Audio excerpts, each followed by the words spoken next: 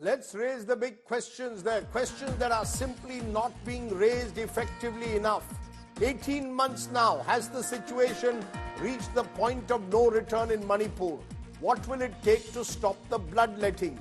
Is this now India's biggest security challenge, or the biggest security challenge certainly for the Narendra Modi government at the center since they came to power 10 years ago? Is President's rule going to be the only option now in Manipur? These are the questions we'll raise. I spoke earlier to Pradeep Panjubam, senior journalist, former editor of Imphal Free Press. I'm joined live by Palonelal Haukip, Huki BJP MLA, and by Beena Lakshmi Nepram, founder director, Manipur Women Gun Survivors Network and convener, Northeast India Women Initiative for Peace. But I want to come to Pradeep Panjubam, who I spoke to earlier, and I began asking the senior most journalist in Manipur, the recent spate of killings, particularly now of 6 innocents, 3 women, 3 children. Is this now again more evidence that Manipur is in no better shape than it was in May of 2023 when the violence began? We're seeing a continuous cycle of vendetta and retribution. All I can say is that it's terrible that this should be continuing after so many months, almost 2 years now. And I think it's because there's no action being taken, nothing proactive, nothing to actually resolve the issue.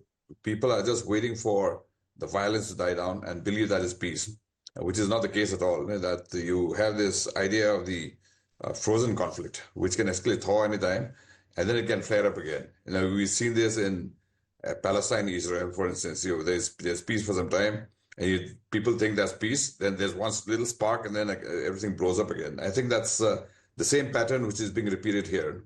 I just heard you likening what's happening in Manipur to Palestine versus Israel. Are we saying the conflict between Meiteis and Kukis has reached the stage where the differences are simply irreconcilable in any way? It just requires the slightest incident for the tinderbox to explode?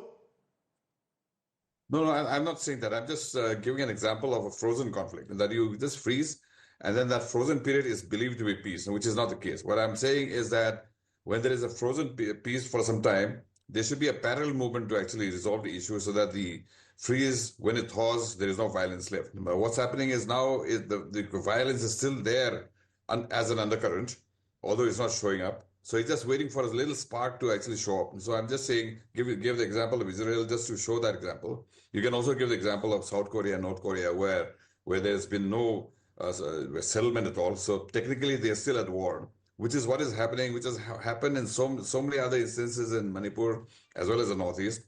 For instance, the Naga-Kuki conflict that happened in the 1990s, it was never resolved. It just died on its own. So the undercurrents is still very much there. It can flare up again when the pressure mounts enough. Beena Lakshmi Nepram, do you believe the situation has reached the point of no return? I saw a few angry tweets you put out on social media that enough is enough. We're seeing this cycle of violence. One day, innocent cookies get killed, then retribution take place. Meiteis are killed. Are you seeing this now reaching the point of no return? You're on mute. You're on mute, ma'am. I would like to just first, literally, our hearts are broken with the spate of violence which has come about in Jiribam this past week, with so many innocent women brutally assaulted, murdered, killed, including 8-month-old infants. This is one of the most difficult times now in Manipur, which has affected all the communities living there. Innocents have been slaughtered at the cost of some power-hungry people or holding on for 18 months, that the innocents who are living in relief camps, the women and children living in houses are being repeatedly attacked, farmers being attacked. So this is one thing that must stop. Never in the 18-month-old history that we have innocent babies being murdered the way it is done. Enough is enough, and that must end. But to be very honest, Rajdeep, Manipur has been a multi-ethnic, multi-religious, and multicultural state for centuries. All the communities have been coexisting. I repeat, they have been coexisting peacefully for centuries, and we will continue to use those. I have called this conflict as being engineered by people who are hungry for power, who are in different kinds No, of who are they? drugs. No, no, no, let's be clear. Let's start Yeah. calling a spade a spade. Who are these people who you say are hungry for power, who want this conflict to continue? Let's be specific. Absolutely. Absolutely. What Gujarat riots down in 3 days after thousands were killed. The Muzaffar riots were brought down in 20 days, and the Northeast Delhi riots in 7 days. How come then that the Manipur conflict is made to simmer for 18 months shows that there is vested interest behind, and the vested interest behind are listening to this dialogue, Rajiv. And I call upon all of them, whether they're in drug trafficking, whether they're in political power, they're trying to engineer a geopolitical violence in that part of our world. They must stop this immediately. This is about 3.3 million people whose lives been under a siege for 18 months in the world's largest No, democracy. are you saying there are This people is wrong outside? and Are must you saying stop. there are forces outside this country who are also engineering this violence, or are you primarily blaming at the the political map. Yes, leadership? look at The the fact map. is, Rajdeep. Mr. Biren Singh has been in power for 18 months. Is he to be blamed, or are you blaming some external factors? Are you blaming those who have gun running and drug runners? Who are you blaming? Those who are in power know what is exactly happening. They have all the intel in the world. They have all the power in the world. Yet they're allowing this conflict to continue. Please stop this, because our innocent women, children, and infants cannot be made as a sacrifice of gods. But I presume when you say innocent, they include Kukis and Metes. Am I clear on that? All Kukis have communities died, have suffered Metes in have this. died. Absolutely. And not just that, Nagas have been affected, Manipuri Muslims have been affected. As I said, Manipur is a multi-ethnic, multicultural, multi-religious state. Everybody talks. We are not a football match that people are pitting one community against the other. All the communities have coexisted for centuries. Last year, a violent conflict was engineered. And we, those who are thirsting for war, we, the women of Manipur, women of Northeast of India, will tell you that our quest for peace is greater than your thirst for war. Please stop this. We can dialogue our differences, but do not go about killing each other's innocence. Okay. Enough is enough. You're saying enough is enough. Let me bring in Mr. Haukim. Mr. Haukim, you're a BJP MLA. You're a cookie. I'm told even as we speak, there's a meeting going on of BJP MLAs in Imphal, mainly Metes. I want to understand from you. You were very angry when you told me some months ago when cookies were killed, now Metes are killed. What do you believe is the solution? Do you believe that all of you on moral ground should be stepping aside because you all have simply failed to provide peace and justice to the people of Manipur, irrespective of the fact is that you are in power, your government, the BJP is in power. Who's going to be held responsible? 18 months.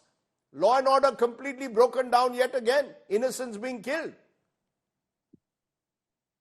Rajdeep, let me make two things very clear.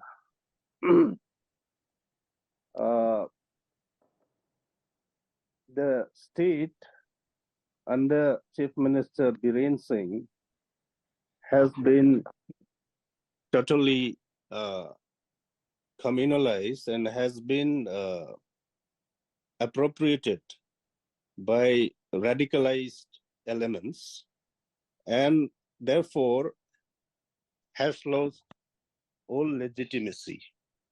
And the very fact that the central government still sticks on to such a person as chief minister is at the root of the never-ending conflict here in Manipur. And once the central government acknowledges the facts, instead of trying to cover up the failures of the chief minister, his communalization of the state, then we can begin to explore. No, so you're saying the blame lies at the door. violence. You're saying, Mr. Haukim, the blame lies at the door of the chief minister. He's your chief minister. You're a BJP MLA. I want to understand, there has been much talk that some of the Mete MLAs may resign. We hear earlier, a few months ago, there was talk of the Kuki MLAs, yourself including, stepping aside, but no one is. As Beena Lakshmi Depram pointed out, all of you are clutching on to power. Who's going to... who is going to bell the cat here now in Manipur? And is Chief Minister resigning the solution? Rajdeep, I no longer place the blame on the Chief Minister because he is a communalized element now. And knowing fully well that he is communalized the state government, that the center still holds on to him is a worrying factor. It tends, it is beginning to show unbridled, arrogance of majoritarianism, of cultural hegemony. So why don't you all come to Delhi and ask why don't you all step aside, resign? Why? The fact is, you all are all part. You can't only blame the center or blame the Chief Minister. You're part of the government. Whether you're Kuki or Meiteis, all of you, you're blaming the Meiteis for radicalization. They will turn to and say, look at the kind of incident that just took place, Jigram. You've got 6 innocents who've been killed. Rajdeep, for me, being a representative is not a position of power. It is a position of responsibility. And when the state fails to act justly and discriminates between its citizens as a representative of a community, as a representative of the people, I need to stand up and fight for justice. So you're telling me that the Chief Minister is primarily responsible for the crisis in Manipur. You're saying he's resorting to cultural supremacy, to majoritarianism. Let me for a moment come back to my conversation with Pradeep Panjubam, which I had earlier. Pradeep, the government is planning to now pump in even more forces. That's the decision that was taken at a review meeting by Home Minister Amit Shah. Is that simply the solution? Pump in more forces? Is this a security challenge, or is it about healing this gaping divide that now exists between Meiteis and Kukis? Every time there's a killing, there's a new cycle of violence being sparked off. I think it has to be both. That you can't just let this violence carry on. So you have to quell it, and then but don't be happy that it's quelled, because there is something else happening in the below the surface, and that's what's happening below the surface should also be dealt with, which is why that resolution is necessary. But in the meantime, I think the violence has to stop, which is why the state has to show its power.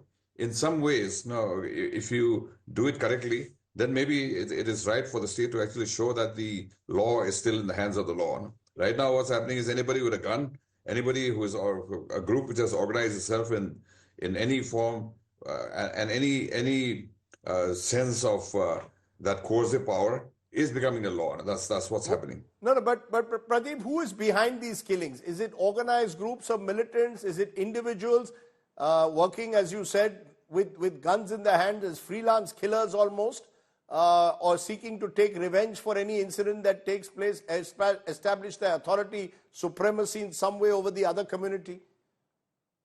I think in a way it's total anarchy. That can be anything. That it can be an individual, but then the communal tension is so much that one small spark can actually put people in 2 different groups, and people are not going to wait for any analysis of why it happened, how it happened, all that. People, if one community is touched, the other community is just going to flare up, and that's exactly what happens in a communal kind of tension anywhere. But the elephant in the room, Mr. Panjubam, seems to be that nothing is being done about the Chief Minister. You still have Biren Singh in place. His son-in-law's house, Emo Singh's, was torched the other day. It almost seems as if the government is still not willing to act against the Chief Minister, sack him, or impose President's rule. Will a sacking Biren Singh help? Yeah, I think the most important thing is to actually for the state to take control. If Biren Singh is not capable, then somebody else. If that somebody else is not capable, then some other institution, maybe the president's rule, anything. I think what is important here is for the state to take control, and for that you can use any means. If it is president's rule, okay. If it is a change of chief minister, okay. But you have to do something. You just can't leave it to die on its own. The reason I'm asking you this, Pradeep, is as you heard, a lot of Kuki leaders are saying Biren Singh must go. That's a precondition to having any sort of normalcy. They associate him with all the violence that's taken place since last May. would removing him, in your view, be a step towards normalcy, bridge the divide, or enable the center to establish some control? Yeah. That actually becomes a problem. When one group says do this, the other group will say, whether they like it or not, the opposite. So if they say remove such and such Biren Singh, the other group, whether they like it or not, they will say no, because that conflict is there. So it should be a neutral kind of intervention, that you do it not because somebody else is saying it. Because when that thing is done, the other side is going to see it as a kick in their behind. So they will get back. So we can't just play it off that way. It cannot be because somebody is saying it, but it should be because this is necessary, if it is to be done. Bina Lakshmi Nepram, should Biren Singh go in any other state, if for 18 months you are unable to control the violence that has claimed more than 220 lives, you'd be sacked? Why is Biren Singh would Biren Singh sacking be one step at least to try and build this state again? At the moment, the Prime Minister of this country has not even visited Manipur in 18 months, Rajdeep. There's a Bengali saying, the fish starts rotting from the head. This is not just about one person being sacked or not sacked, but it's a question of the complete failure of leadership from New Delhi up to the state level. And those who are responsible must definitely go. But having said that, let us not forget how Manipur's location is. It's a very geostrategic location. We are just bordering Burma, where there's an ongoing conflict going on. As long as the violence in Burma is there, we will continue to have this issue, is because it's a question of survival of many ethnic groups. What requires is the government of India to look into what is happening there and to try to resolve it by getting, first of all, the leaders of both the warring groups must come under peace talks and negotiation. Till today, Rajdeep, not a single peace talks have been initiated, which is now accessible to the public. Not a single woman is involved in those peace talks, has been number one. Number two, let's not forget that the issue of Manipur is not just about sacking one person, it's a national security issue. We have 60 armed insurgent groups, Rajib, I repeat, 60 armed insurgent groups operating in the state of Manipur today. The guns have to be silenced from all those, because it is not the duty of village volunteers to defend and protect our villages. It's a duty of the state and the central forces to protect the lives of each and every citizen in Manipur, belonging to all ethnic groups. Why our young people have to die protecting their villages? This is wrong. What I've heard is not just the Manipur community, but even the security forces have been communalized. We cannot let that happen there, because if Manipur breaks, it will start the breaking up of different parts of northeast of India. It is a national security issue and must be handled at the highest level. You're saying it has to be. You're saying it's not about Biren Singh anymore. It's about being handled at the highest level. Mr. Haukib, you were among those who said on this show today that sack the chief minister. Will that really help? Here is Bina Lakshmi suggesting, look, it's not about an individual. It's a national security challenge. Do you believe that that Prime Minister Modi should now take direct intervention? He should be the one who possibly should go to Manipur. Do you believe that would help? Do you have confidence in the Prime Minister at least? You're saying Biren Singh is majoritarian, communal. Prime Minister and the Home Minister, should they now take more direct intervention there? The Prime Minister has not even visited once. Rajdeep, let me put it this way. The attempt by certain quarters to portray the problem in Manipur as a national security problem is entirely misplaced. It is a political problem. It needs to be addressed politically. It is not a security problem. Now, there are 60 insurgent groups there which are armed. There are 60 armed insurgent groups which are now virtually moving around with impunity. Isn't that first you've got to solve the security problem, then the political problem? You're saying it's a political problem. Rajdeep, insurgency arises because of political disaffection, because of political disillusionment. Once the political problems are addressed, insurgency will end on its own. So you're saying the political problem stems from, are you saying the political problem is only linked to one individual, Biren Singh? Are you putting the entire blame at his door now? No, Rajdeep, what I'm saying is the center's approach to try and solve the problem in Manipur as a security problem is misplaced. It is a political problem, needs political dialogue and political settlement. Okay. Pradeep Fanjubam, here we are. Should it be treated as a political problem? Should it be about restoring the authority of the state first? Would the Prime Minister visiting Manipur make any difference? He's not been there even once in the last 20 months. Do you think he should now go there? Would his presence make a difference according to you? Or is it too late? I think he should have done it long time ago to tell the people here that he is with the state, and then he's doing everything to actually bring things back to normal. And that kind of confidence was never given to the warring side. So I think if he had come earlier, it would have been better. But still, if he comes now, I think at least some bit of that assuage feeling will be there. Right now, what's happening is that people think they are either side. In a conflict situation, you read the same thing, same situation, but read differently by the two sides. There's no neutral meeting ground. So I think that kind of voice is necessary at the moment. Do you think it'll get worse though before it gets better, Pradeep? Given what we have been seeing, the kind of angry responses now where Mete groups are hitting the street, burning even the houses of the Chief Minister's son-in-law, will it get worse before it gets better? I think ultimately it'll have to get better. I'm an optimist that you fall down and then you hit the ground. There's nowhere else to sink, so you have to bounce back. Very quickly, Bina Lakshmi, are you also an optimist? Do you believe things will get better, or do you fear that it'll get worse before it gets better? You heard Mr. Haukip saying this is a political problem, not a security issue, he claims. Rajdeep, first of all, when I was growing up in Imphal, I was taught my teachers were Kuki, my best friends were Kukis. There are Kukis and Meiteis who have intermarried each other and continuing to survive through this crisis in the last 18 months. Number one, to Mr. Haukip, what is national security? When women are sexually assaulted, raped and burned, when 18-month-old babies are taken from their mother's bosom and killed brutally, when 60-year-old grandmothers are brutally killed and their bodies float in the Barak River, is this not also national security?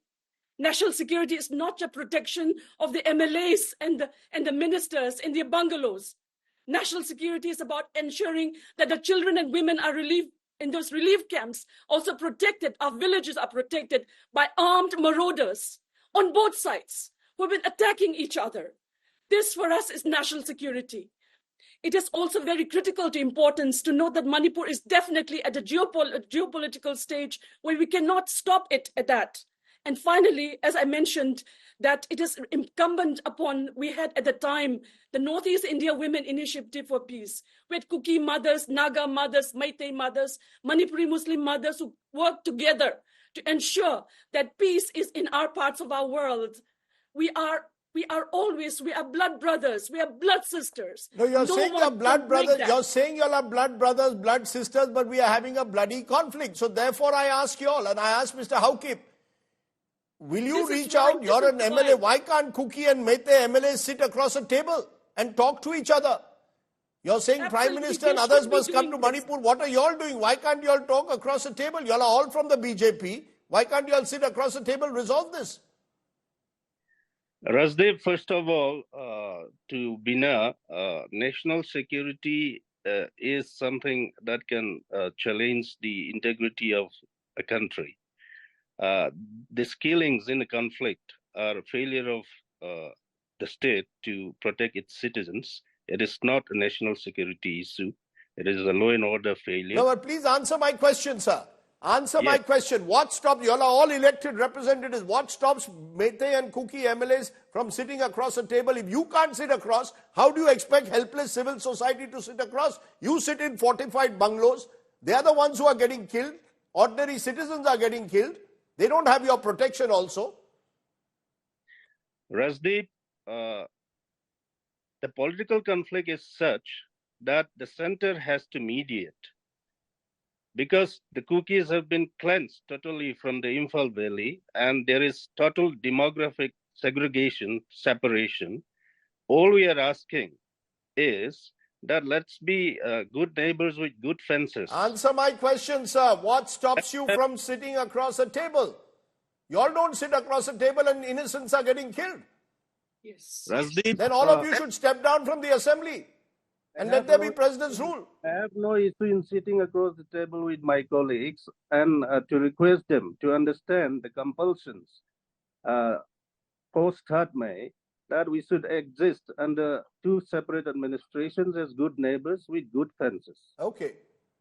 I have no qualms in talking to them. But the problem is the chief minister has so communalized the state, and anybody who talks sense in the Imphal Valley is brutalized, is vandalized. Their houses are vandalized. He's your own chief minister. He's the chief minister of the BJP of which you are a part. You're telling me today he's communalized and Unfortunately, Rajdeep, in Manipur, the BJP has been appropriated by a communal agenda and is now dancing to the tunes of radicalized militia like the Rambai Chengol and the Meitei Lipun. It no longer reflects the national vision of great leaders like Vajpayee and Advaniji. I'm going to leave it there. That's a sobering thought that you're putting us. Here is a BJP MLA coming on our show today and saying that the chief minister of Manipur has communalized the situation to the point of no return. I don't know who's listening to this out there, but if you are in government, the people of Manipur expect better from our politicians. They expect them to resolve this issue in the true spirit of this Indian constitution, where whether you're a Kuki or Meitei, you're an Indian citizen first, who deserves every protection from our security forces. Manipur is on the boil, my friends. If this was any other part of the country, imagine what would happen. It's the tyranny of distance, as I call it. Manipur deserves better, much better. Let's leave it at that. Beena Lakshmi, Nepram, Pradeep Fanjumam, who I spoke to earlier, and Mr. Haukip, I appreciate you joining us.